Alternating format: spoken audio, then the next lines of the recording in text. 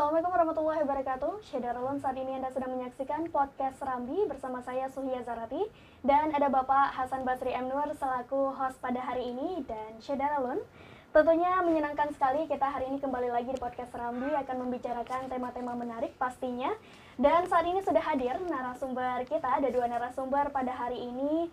Ada Bapak Dr. Ridwan Ibrahim SE MM AKCA selaku Ketua Koperasi Syariah Bintang Mandiri Aceh. Assalamualaikum Bapak. Assalamualaikum warahmatullahi wabarakatuh. Bagaimana kabarnya pada hari ini Pak? Alhamdulillah sehat. Alhamdulillah. Dan ada Bapak Azhar MAP selaku Kabid Pengawasan dan Pemeriksaan Diskop UKM Aceh. Assalamualaikum Bapak. Waalaikumsalam warahmatullahi Bagaimana wabarakatuh. kabarnya Pak pada hari ini? Alhamdulillah sehat. Alhamdulillah. Dan Syederalun, hari ini tentunya kita akan membahas tema menarik, yakni semangat mengelola bisnis koperasi dalam bingkai syariah.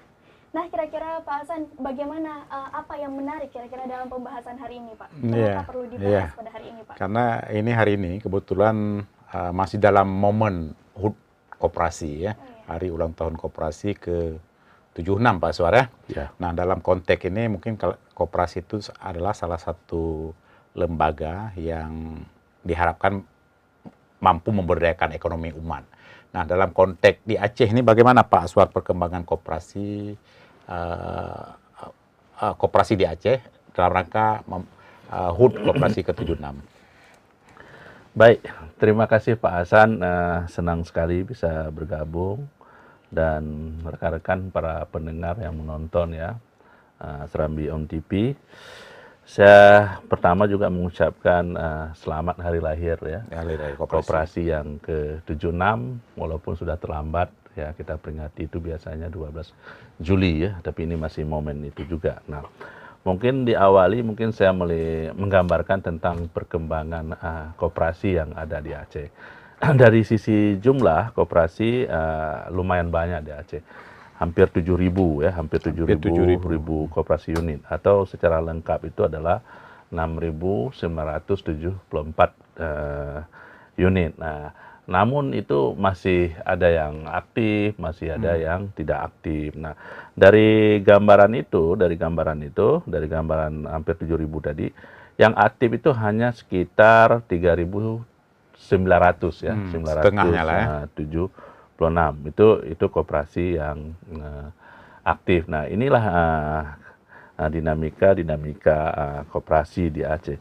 Nah, permasalahannya mungkin barangkali satu itu kembali kepada permasalahan SDM ya. SDM Pak Hasan. Kenapa banyak yang tidak aktif dan sedikit yang aktif? Nah, itu SDM. Nah, SDM koperasi itu ya mungkin barangkali ya masih otodidak, belum mengikuti perkembangan kekinian. Nah ini yang paling. Yang kedua, SDM di koperasi itu rata-rata yang masuk koperasi itu juga teman-teman bukan kaula muda, nih rata-rata ya, bapak-bapak kita yang sudah pensiun berkumpul, ya. Kemudian saudara-saudara kita juga yang pendidikannya itu masih di bawah rata-rata. Yeah. Nah, kemudian permasalahan lagi tenaga pengawas nih. Nah, tenaga pengawas kita yang ada di dinas juga sangat sangat terbatas. Jadi tenaga pengawas koperasi itu sangat terbatas. Nah, kita ada juga malah kalau udah mau pensiun, penggantinya nggak ada. Nah, kalau di dinas. Kemudian tenaga pendamping. Nah, dari jumlah sekian tadi, hampir 4.000 yang aktif tadi, nah pendamping kita itu tidak ada kabupaten satu orang pun, kadang-kadang ada kabupaten yang tidak ada. Nah, ini juga menjadi kendala. Nah, jadi kendala sehingga koperasi itu agak sulit berkembang. Terus koperasi kita tuh akses permodalan ya. Akses permodalan juga masih sangat terbatas. Nah, dulu rata-rata membangun koperasi itu karena ada bantuan pemerintah mengiming-imingi. Nah, ini juga jadi masalah. Nah, sekarang ini udah sulit nih ya, udah sulit.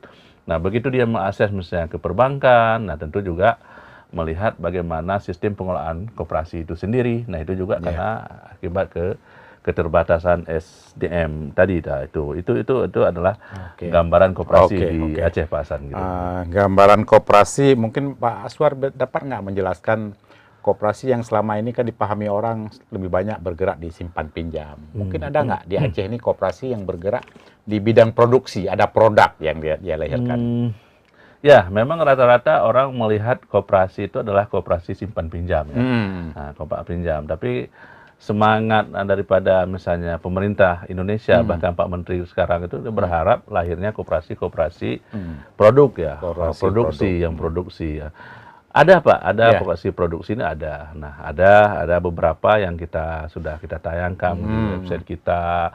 Misalnya kemarin itu kita misalnya sudah ke Aceh Utara ya, koperasi yang apa? Pupuk ya, Koperasi pupuk ya. pupuk dari kotoran ayam. Nah, kemudian kita juga sudah melihat puskut, misalnya puskut yang ada di Lion. di Lion Ya. itu mereka sudah memproduksi garam.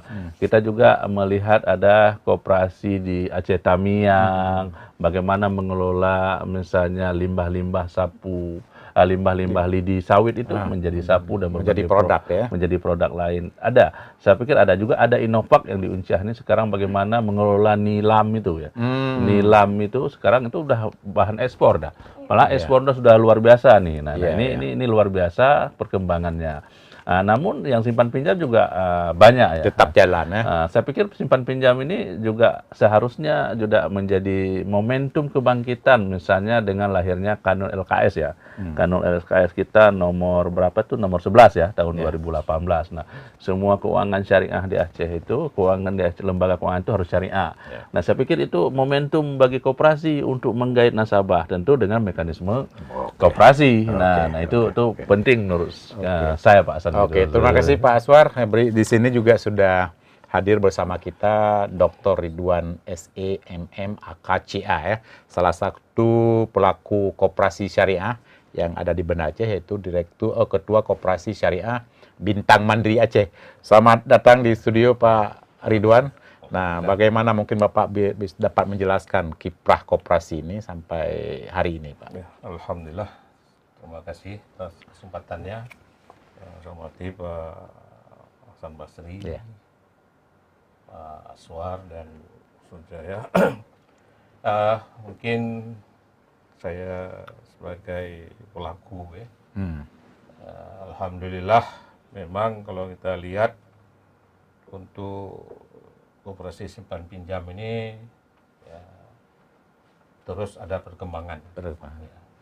Walaupun tidak dipungkiri juga ada yang ya, sudah mungkin agak berkurang. Ya. Koperasi yang Bapak pimpin ini adalah berbasis syariah ya. Ya. Apakah ini basis syariah ini lahir setelah lahir Kanun LKS atau tidak ada hubungan dengan Kanun? Alhamdulillah, mungkin pada saat berdiri itu sudah langsung.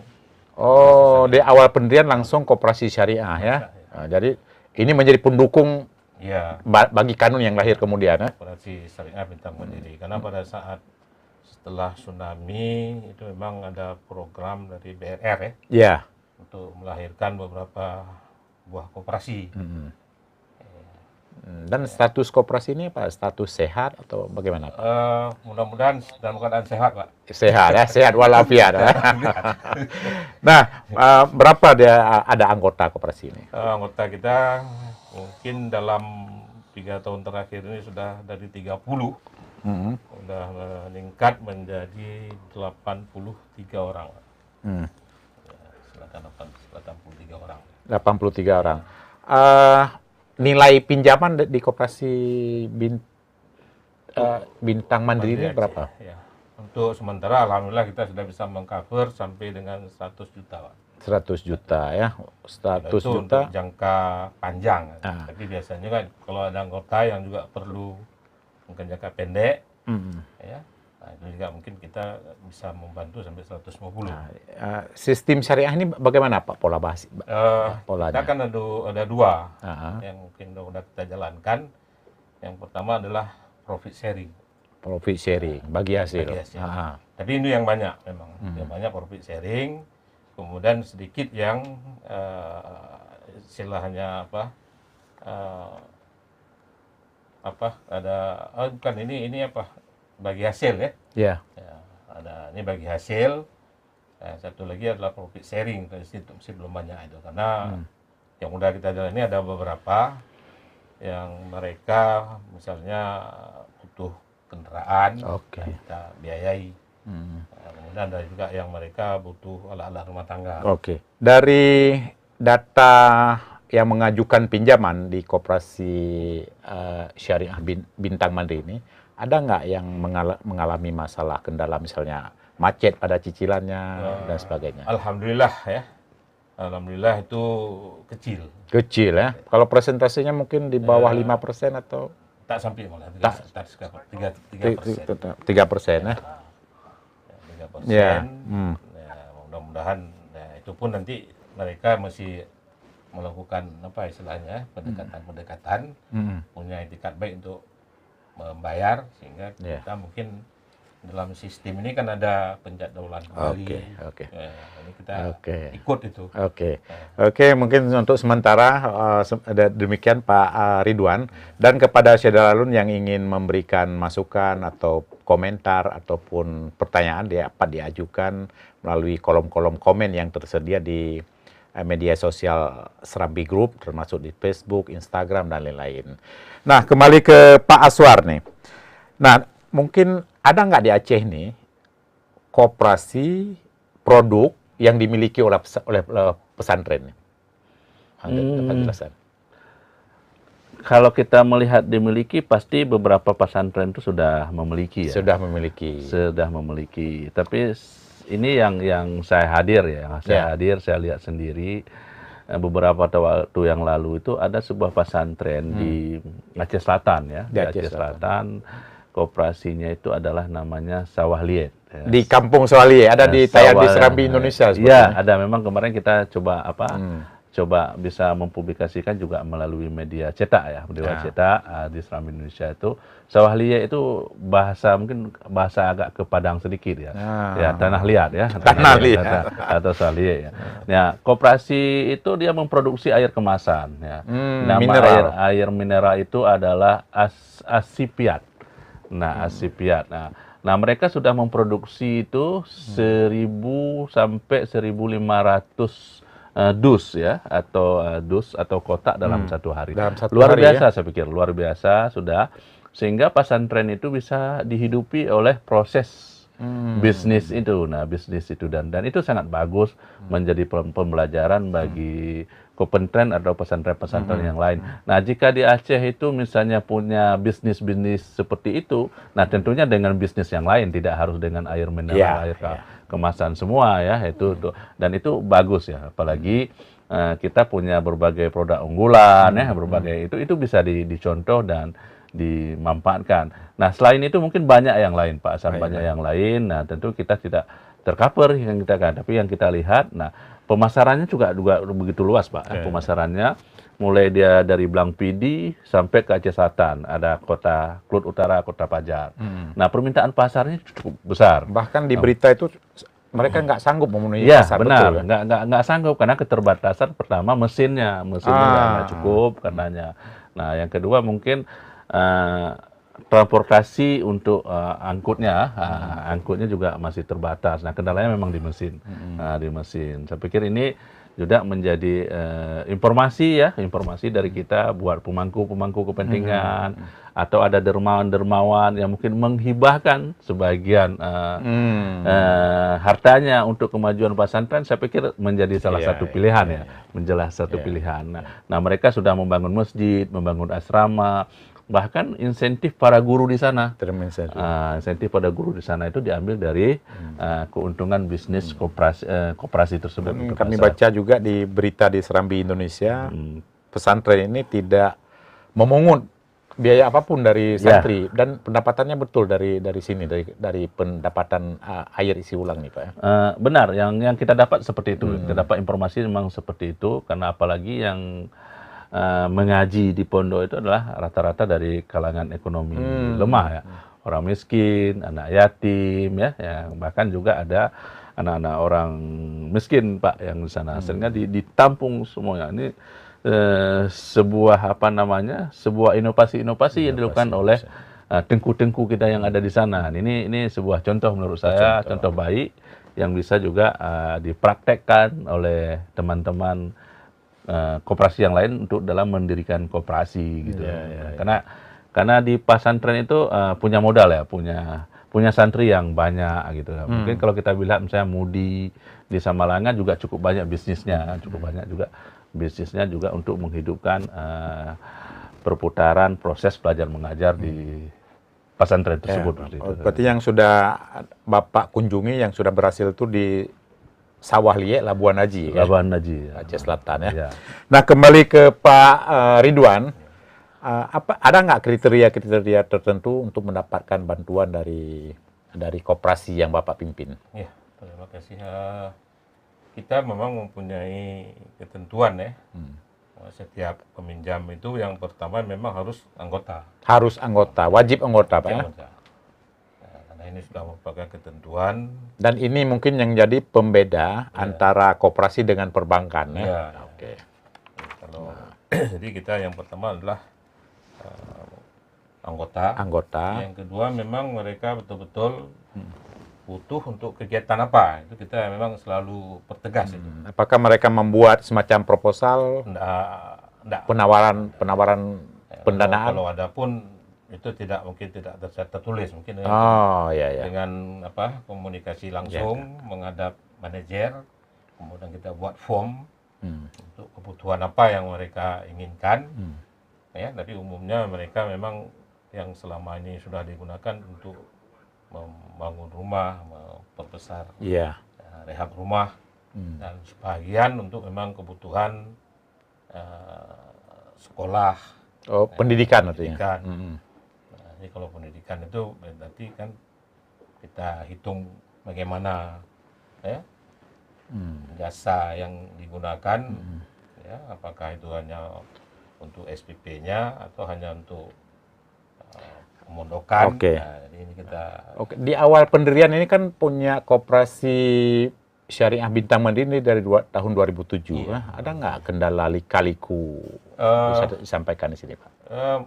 Ada sedikit memang. Ini memang berdasarkan pengalaman. Memang kita kan di dalam pengolahan ini kita kan menggunakan manajer, menggunakan apa. Nah, itu mungkin salah satunya juga ada yang mungkin yang itulah istilahnya tidak jujur atau apa.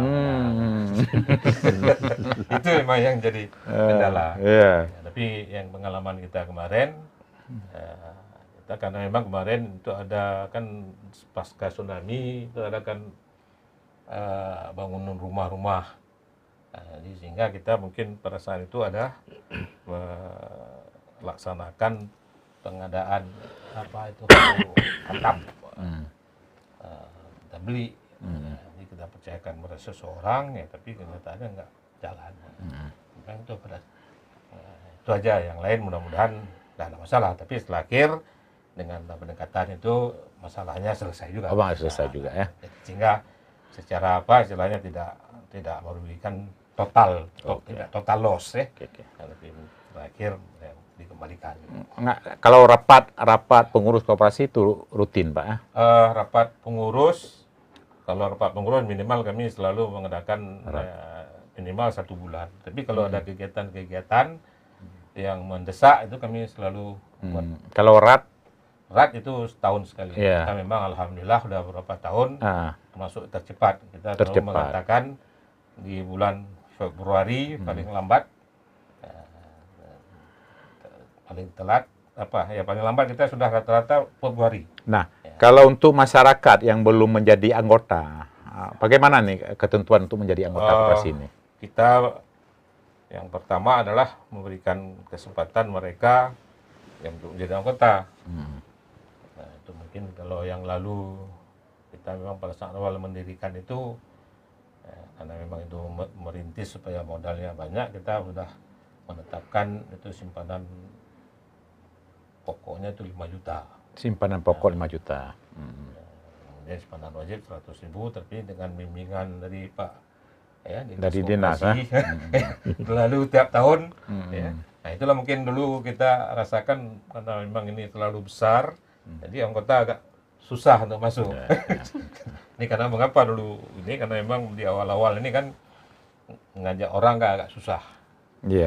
Sekarang kita sudah membuat perubahan, itu sekarang untuk simpanan pokoknya cuma 500 ya, simpanan wajib itu tetap 50 per bulan, tapi begitu masuk pertama mereka bayar terus dulu 500. Nah, jadi sehingga masyarakat tidak berat lagi. Iya. Ya, sehingga maka meningkatlah jumlah anggotanya. Nah, kembali ke Dinas Koperasi ini, Pak Aswar ini kan Kabid Pengawasan dan Pemeriksaan Koperasi. Ya, mungkin penentuan sehat atau sakitnya sebuah koperasi ini ada di tangan Pak Aswar. Di Aceh ini kira-kira ada berapa nih koperasi yang masuk kategori sehat? Nah, koperasi sehat itu tentu berdasarkan sampel ya. Sampel yang kita ikuti. Nah, besarnya sampel juga dipengaruhi oleh tingkat tenaga pemeriksa. Nah, lagi-lagi kita juga keterbatasan tenaga pemeriksa koperasi ya, yang betul-betul fungsional ya. Nah, selama ini kita pakai tenaga teman-teman kabupaten kota. Nah, dalam 2 tahun terakhir misalnya, ini di tahun 2021 ya, kita dari sampel itu 301 koperasi yang kita periksa, itu kita mendapatkan 52 koperasi yang kategori sehat. Nah, 52. Dari sampelnya berapa? Dari sampel 301 koperasi. Nah, di tahun 2022, tahun 2022 itu sampel itu kita perbesar menjadi 512 koperasi. 512 koperasi, kita menemukan itu 136 koperasi sehat. Nah, peningkatan ini bukan hanya karena sampel diperluas, tapi juga ada usaha-usaha kita, usaha-usaha dinas. Nah, bagaimana kita ingin memperkuat koperasi misalnya. Nah, permasalahan utama kan di SDM, terutama di SDM keuangan ya. Nah, SDM keuangan itu sehingga laporannya tidak ada, itu juga nggak bisa ratnya bisa kesalahan karena laporannya nggak ada. Nah, itu yang terus kita perbaiki sehingga dapat hasil di tahun 2022 kemarin ya, kita mendapatkan koperasi itu 136 yang sehat. Nah, memang ada kategori cukup sehat, ada kategori cukup rehat misalnya 122 ya kan. Nah, nanti ada kategori misalnya harus misalnya dalam bimbingan ya, dalam bimbingan khusus itu namanya, atau perhatian khusus. Nah, ini juga kita dapatkan. Tentu kita melihat yang sehat-sehat saja dulu itu pasan yang kita dapatkan. Memang saya pikir menarik melihat arah perkembangan koperasi di Aceh. Memang di saat kadang-kadang mereka butuh, koperasi itu selalu mereka membentuk rame-rame. Tapi kita juga kadang-kadang menyayangkan bahwa setiap pembentukan baru itu tidak ada kemana core bisnis yang dituju, tujuan utama itu kan jadi masalah. Sehingga itu yang kadang-kadang menjadi perjalanan koperasi itu jadi kendala gitu. Ya, oke, ini Pak Ridwan ada masuk sebuah pertanyaan nih dari pemirsa, namanya Muhammad Zaki nih. Ya, dia bertanya kepada Pak Ridwan, koperasi ini kan sifatnya lebih dekat dengan masyarakat. Apakah anggota koperasi juga mendapatkan bimbingan lanjutan seperti bimbingan dalam mengurus sertifikasi produk dan lain-lain? Terima kasih, ini Pak Zaki ya. Pak Zaki, Muhammad Zaki. Muhammad Zaki ya. Pertanyaannya untuk sementara, nah ini mungkin belum ya, mungkin secara resmi di koperasi belum, tapi secara pribadi saya mungkin ada diminta, ya ada diminta karena ada teman yang punya kegiatan buat keripik dari apa itu, ya, mungkin tanya ke saya, ya, maka saya sudah memfasilitasi untuk menghubungi ya UMKM di bawah binaan Pak Iskandar Majid, dan Bu Epa. Ya, jadi kalau itu kita kasih arahan mereka. Nah, kemudian ada juga nasabah kita yang memang mereka membuat produk seperti kasur itu kan, bantal. Nah, itu juga mereka juga ada pembinanya, ada pembinanya, ya, sehingga juga kita melakukan koordinasi bersama dengan pembina mereka, dan kalau memang juga ada ya, itu anggota kita yang minta, tapi itu tetap kita akan laksanakan. Oke, kemudian kepada Pak Aswar nih, kan ada asumsi selama ini kan orang ramai-ramai mendirikan koperasi ketika ada bantuan dari pemerintah. Image itu sepertinya sudah berlangsung cukup lama ya. Nah sebenarnya kepentingan koperasi ini kan bukan untuk mendapatkan bantuan sebenarnya. Ini ada nggak himbauan dari Pak Aswar agar masyarakat tidak lagi bergantung pada bantuan pemerintah, tapi lebih upaya-upaya kerjasama antar masyarakat? Tentu itu terus kita sosialisasikan, Ya. terus kita sosialisasikan terutama pada rekan-rekan muda ya, rekan muda, milenial, Gen Z, terutama yang ada di kalangan kampus ya, kampus. Nah, saya pikir bahwa koperasi itu bukan sebuah lembaga yang menjadi alat untuk mendapat bantuan, tapi itulah sebuah kelembagaan ekonomi yang ruhnya itu adalah kesejahteraan anggota. Nah, itu yang harus diperkatakan. Nah, itu selalu kita lakukan. Nah, ke depan ini cukup berat, Pak. Kalau misalnya dalam Permenkop 8 2022 itu, misalnya untuk membuat koperasi simpan pinjam, Pak, kalau skala provinsinya itu harus butuh modal 1 miliar. 1 miliar. 1 miliar. Jadi kalau dia nanti di kabupaten itu 500 juta. Nah, cukup berat itu dilakukan karena mungkin kita bisa membaca berbagai kasus kemarin itu di Nusantara ini yang membuat peraturan-peraturan yang ketat. Nah, itu harapan kita, jangan membuat koperasi itu karena ada mengharap sesuatu dari bantuan pemerintah. Nah, kita berharap. Dan kita berharap juga koperasi itu adalah menjadi kita di zaman Orba dulu tuh sebagai lokomotif ekonomi barangkali. Sokoguru ekonomi kita. Ruhnya yang dilindungi undang-undang. Nah, mungkin dulu difasilitasi. Nah, tapi kan sekarang sudah nggak fasilitasi. Sudah kalah dengan BUMDes kira-kira seperti itu. Gitu ya. BUMDes yang selalu ada gitu. Ada dananya. Ya, setuju. Ini untuk Pak Aswar nih, ada dari pemirsa yang bertanya dari Bagus Setiawan. Pertanyaannya untuk Pak Aswar. Bagaimana upaya yang bisa dilakukan agar koperasi dapat bersaing dengan pasar yang ada? Tentang persaingannya. Baik, Pak Bagus, terima kasih pertanyaannya. Tentu itu adalah harapan kita semua ya. Bagaimana mereka meningkatkan daya saing. Nah, ya, tentu dinas tinggal diam ya. Tentu terus memperbaiki yang pertama kualitas SDM-nya. Nah, kualitas SDM-nya. Kemudian sekarang ada gerakan koperasi yang nama modern, koperasi modern ya.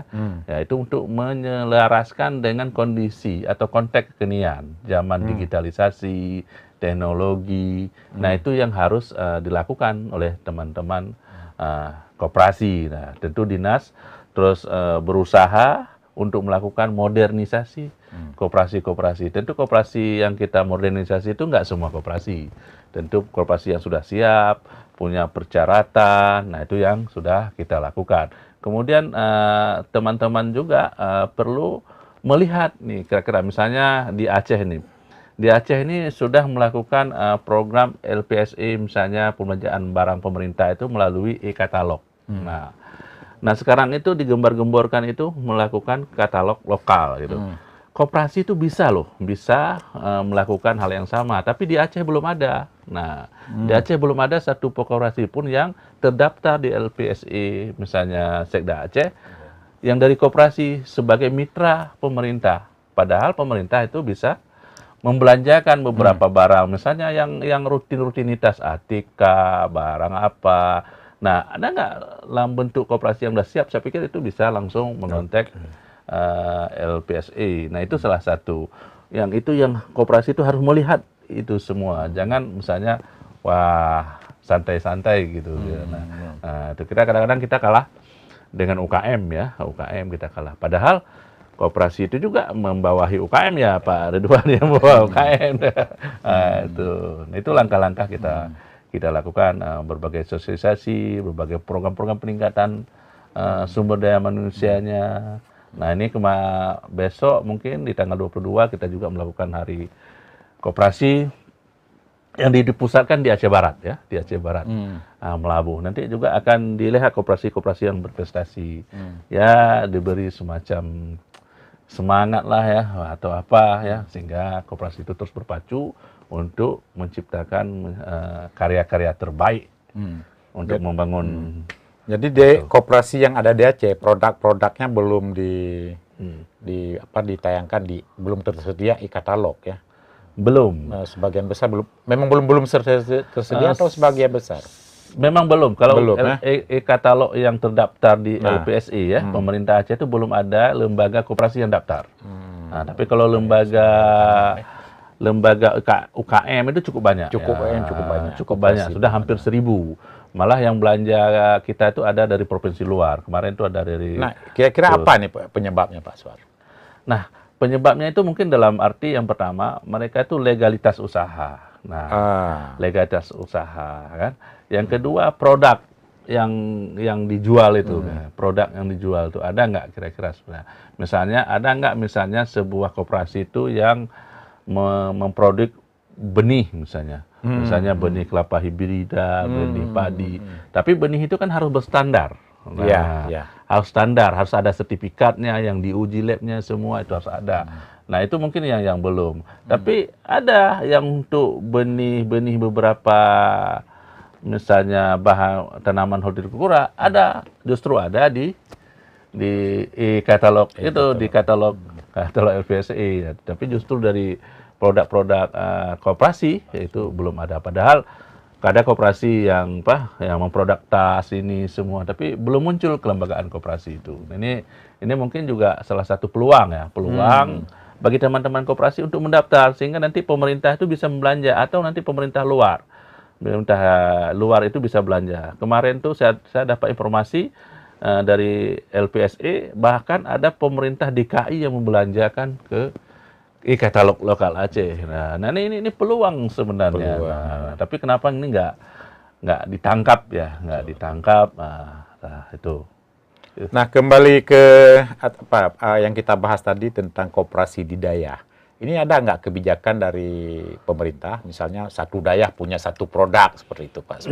Ya, kita memang bukan sedang mewacanakan, tapi memang sedang menyusun ya. Iya, menyusun sebuah aturan mainnya. Mungkin atau regulasinya barangkali. Regulasinya itu sehingga di Aceh itu muncul nanti namanya one daya, one product. Minimal ya. Minimal. Dan itu sudah dilakukan di beberapa provinsi, sepertinya di Jawa Barat. Di Jawa Barat itu ada namanya OPOP ya. OPOP itu one product, one pesantren. One pesantren. Itu di sana. Nah, di Aceh juga bisa. Nah, tentu kita melihat daerah-daerah mana yang sudah memenuhi syarat dan daerah-daerah mana yang sudah punya produk. Dan kita berharap antar satu daerah juga nggak sama gitu misalnya. Iya. Nggak sama misalnya kalau di daerah A ini mungkin potensinya, di daerah B ini mungkin potensinya. Nah, nggak harus meniru nih. Nah, misalnya, kami produk menjadi buka tailor semua, misalnya. Semua buka tailor. Nah, ini saya pikir nggak bagus juga dalam saing bisnis ya kan. Saing bisnis itu nggak bagus juga. Nah, tentu potensi-potensi itu kan lihat. Nah, ini perlu sedikit kajian akademis nih Pak Hasan. Perlu sedikit kajian akademis dari teman-teman akademisi, barangkali di daerah A, dan tentu daerah itu ada kriteria ya. Ada kriteria A, B, C. Nah, tentu yang lebih paham itu adalah badan yang mengurusi daerah itu sendiri. Betul. Nah, ini ada satu lagi yang bertanya Pak Aswar, dari Gaga Martua. Apakah bantuan yang diberikan kepada masyarakat mencakup seluruh bidang? Seperti masyarakat yang hendak membuka usaha pada bidang multimedia atau fotografi dan lain-lain, juga bisa mendapatkan bantuan dari pemerintah, maksudnya bantuan dari pemerintah. Tentu ini keluar dari koperasi ya. Keluar dari koperasi ya. Pemerintah itu tidak pernah membatasi kemana. Tentu sesuai dengan tingkat pertumbuhan usaha itu masyarakat sendiri, termasuk tadi apa? Ya, termasuk Multimedia. Bantuan multimedia. Multimedia itu sudah juga boleh. Nah, tentu ada aturan mainnya atau ada jenisnya. Nah, sekarang yang dibantu itu adalah orang-orang yang sudah punya usaha itu, bukan orang hanya jika ada barang itu baru berusaha, tapi sudah ada usaha di awal. Misalnya selama ini dia pakai kamera HP, tap gitu kan, atau studionya mungkin di pojok-pojok aja. Itu artinya sudah ada embrio untuk berusaha. Nah, itu salah satu syarat. Nah, kedua, mereka itu sudah punya NIB. NIB itu nomor izin berusaha. Nah, itu bisa diakses secara online, ya saya pikir cukup cepat. Cukup cepat, bisa diakses online, mungkin bisa berkonsultasi dengan layan perizinan, bisa konsultasi kalau di Diskop UKM Aceh itu ada namanya PLUT ya, PLUT ke UKM bisa berkonsultasi. Nah, yang ketiga, mereka itu belum pernah mendapat bantuan gitu, belum pernah mendapat bantuan selama 5 tahun ini. Nah, untuk apa itu? Jangan sampai jihlom. Nah, dia lagi. Kenapa? Karena dia punya akses barangkali. Nah, itu kita batasi. Nah, kemudian teman-teman yang mendapat juga buat pernyataan mereka tidak misalnya memindahkan barang itu, barang itu. Kan banyak itu kadang dapat barang karena dia belum berusaha, nggak tahu kembangkan, akhirnya dikasih kepada teman-teman yang membutuhkan. Ya, dengan imbalan-imbalan yang sesuai. Kan lebih parah mungkin dijual, Pak. Nah, itu kadang-kadang itu kita batasi ya, kita batasi. Kita berharap bantuan pemerintah itu benar-benar kepada orang-orang yang membutuhkan gitu. Artinya ke semua sektor boleh. Tapi kita melihat juga arah perkembangan ini kira-kira misalnya di mana lokasinya. Misalnya dekat-dekat arah fotografer misalnya. Kira-kira prospek ini bisnis ini bisa berkembang nggak di daerah itu kira-kira. Nah, ini juga menjadi perhatian kita. Nah, misalnya ini prospek fotografer, lokasinya misalnya di mana misalnya? Apakah di Kutacane sana, misalnya siapa sasarannya? Gitu. Prospeknya ada dapat, tapi dengan membangun studio besar kira-kira seperti itu kan gitu. Nah, apakah itu cocok nggak kira-kira? Nah, ini juga menjadi perhatian dan perlu ada apakah verifikasi yang namanya atau itu seperti itu. Nah, ini udah di penghujung waktu, mungkin ada kata-kata closing dari Pak Ridwan. Ya, alhamdulillah. Ini mungkin saya juga karena tadi ditanya, memang masalah koperasi ini sering juga kita dengar istilah ya, yang dulu ada namanya koperasi Merpati. Apa itu Merpati? Kalau udah ada uang baru berdiri koperasinya. Koperasi Merpati. Itu ditabur uang oleh pemerintah, itu tumbuh tumbuh. Ya. Kemudian namanya ada koperasi pedati ya. Itu apa? Tarik dulu dia baru jalan. Kemudian baru koperasi sejati. Nah, sejati inilah yang mungkin kita inginkan memang dengan kekuatan sendiri. Karena mungkin dalam bisnis ini memang mungkin yang paling penting adalah sebagaimana diharapkan oleh undang-undang itu sendiri, betul apa yang kita dirikan adalah berdasarkan kepentingan anggota. Ini yang mungkin yang belum. Jadi kalau kepentingan anggota itu sesuai dengan apa yang koperasi, insya Allah dia akan jalan bisnisnya. Gitu, Pak. Pak Aswar, ada pernyataan closing? Ya, saya selaku orang koperasi mungkin ingin mengajak teman-teman rekan-rekan muda rekan-rekan muda, kita berharap ada estafet nanti dari Pak Ridwan nantinya ini kan. Nah, jadi ada anak-anak muda itu yang cinta koperasi, ayo kita berkoperasi. Jadi saran kita jangan lagi membuka koperasi simpan pinjam karena masalahnya juga banyak. Tapi kita bagaimana melakukan koperasi ada punya produk. Nah, karena semangat daripada koperasi itu adalah untuk kesejahteraan anggotanya. Nah, itu yang harus kita tanamkan barangkali menurut saya. Mungkin dapat dicerita tuh yang koperasi produk yang di Aceh Utara itu Pak sedikit tentang koperasi Tualang ya. Itu koperasi Tualang Lestari. Nah, awalnya mereka itu kan punya proses bisnis peternakan ya, Ya, peternakan ayam pedaging. Nah, tak berapa kandang ya, satu kandang itu sampai 3.000 atau 2.000 ekor. Nah, mereka itu punya puluhan kandang. Nah, yang jadi masalah mereka kan kotoran. Nah, Limbah ya. limbah itu menjadi kotoran. Nah, dari kotoran itulah timbul inovasinya untuk membuat pupuk. Nah, dan mereka mendirikan koperasi dengan mengajak warga sekitar. Nah, kenapa warga sekitar? Warga sekitar juga punya kandang nanti kandangnya di situ.